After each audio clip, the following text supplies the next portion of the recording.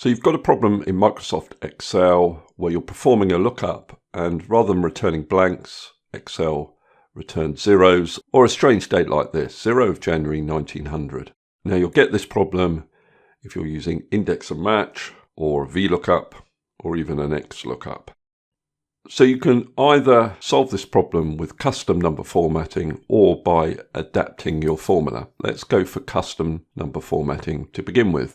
So I'm going to take the date example. The reason we're getting 0 of the first 1900 is because Excel is returning a 0, and 0 is the serial number for this non-existent date. Anyway, to show a blank instead of this date, what you need to do is go into Format Cells. Now you can do that by right-clicking in the cell and choosing Format Cells. But what I'm going to do for the rest of the video is use the shortcut Control-1. Then I'm going to go to Custom.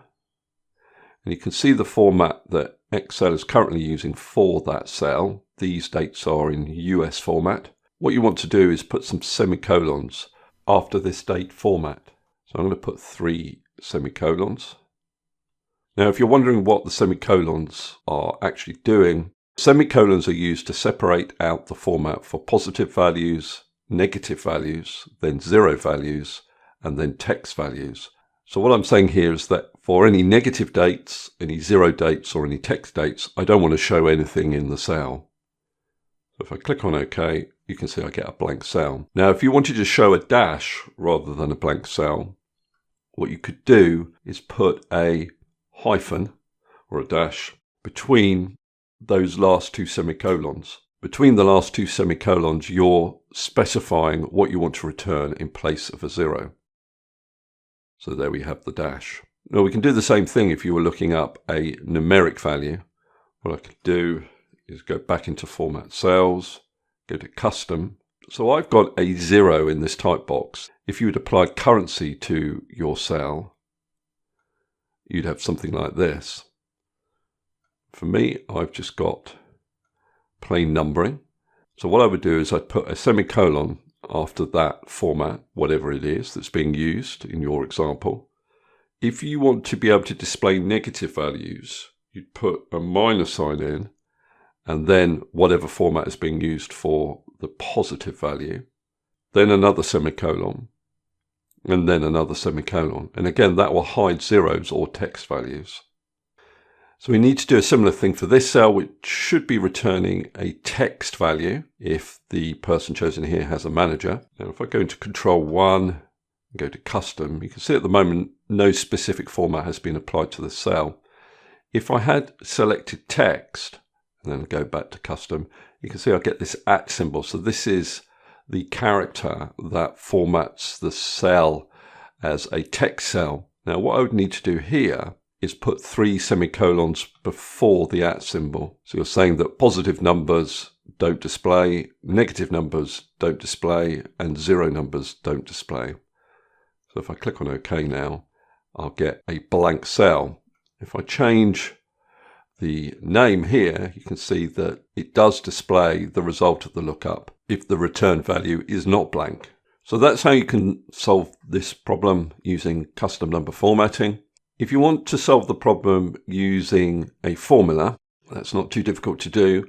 Let's take the example of index and match. So here's my index formula. What I would need to do is put it within the if function. And my test will be, does this index formula return an empty text string? So to do that, I've just type equals and then a pair of quotation marks, nothing in between.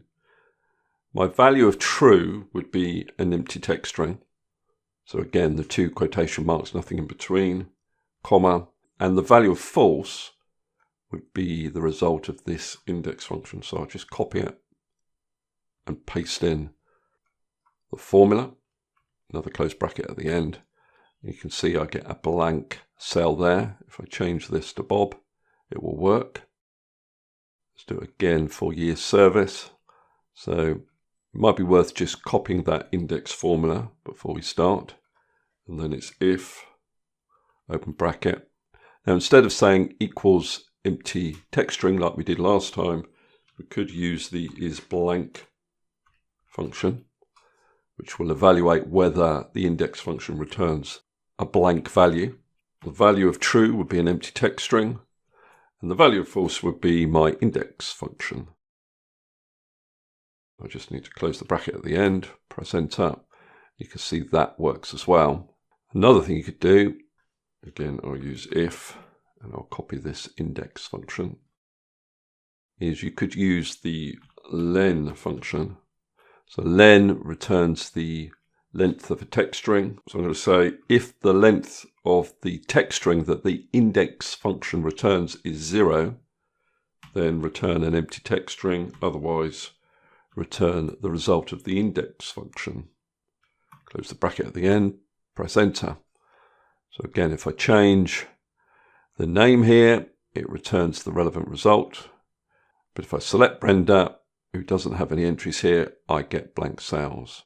If you wanted a hyphen to be returned rather than having blank cells here, then change your value if true, where you're currently returning an empty text string, to a hyphen in those quotation marks, and then you get the hyphen there.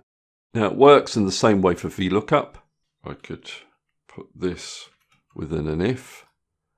I'll copy this VLOOKUP. So I'm going to say, does that equal an empty text string? Although you could use any of the other methods that we use for index and match. If true, return an empty text string.